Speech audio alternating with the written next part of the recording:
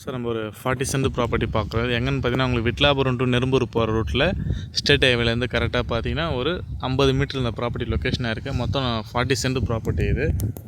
Main ரோட்லேருந்து பார்த்தீங்கன்னா உங்களுக்கு ஜஸ்ட் ஒரு 50 மீட்டர்ஸ் தான் பஸ் ரூட்லேருந்து. இது பாருங்கள், நம்ம பஸ் தெரியுது பாருங்கள். இந்த ரூட்லேருந்து வரும் உங்களுக்கு இந்த ப்ராப்பர்ட்டி பார்த்தீங்கன்னா.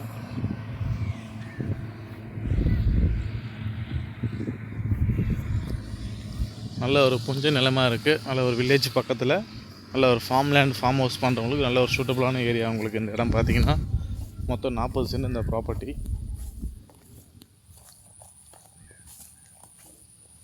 இந்த ப்ராப்பர்ட்டி நம்ம ஃபுல் வியூ பார்க்குறோம்.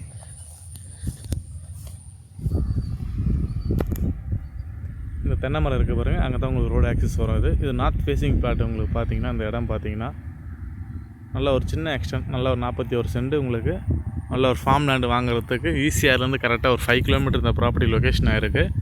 மகாபலி வந்து கரெக்டாக பார்த்தீங்கன்னா இந்த ப்ராப்பர்ட்டி ஒரு 15 to 13 கிலோமீட்டர் இந்த ப்ராப்பர்ட்டி லொக்கேஷனாக இருக்கும்.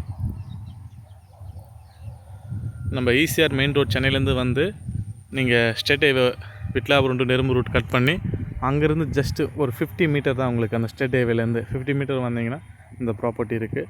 ஈசிஆர்லேருந்து இந்த ப்ராப்பர்ட்டி மொத்தம் பார்த்தீங்கன்னா ஒரு 5 to 6 கிலோமீட்டர் இந்த ப்ராப்பர்ட்டி லொக்கேஷன் ஆகும்.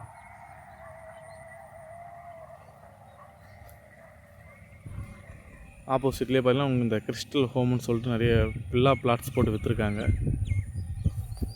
வீடுங்களாம் கூட பக்கத்தில் இருக்குது.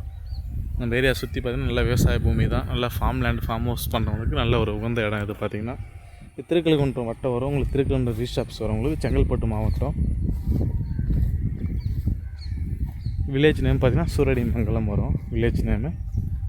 இந்த இடத்துல இந்த ப்ராப்பர்ட்டி லொக்கேஷனாக இருக்குது.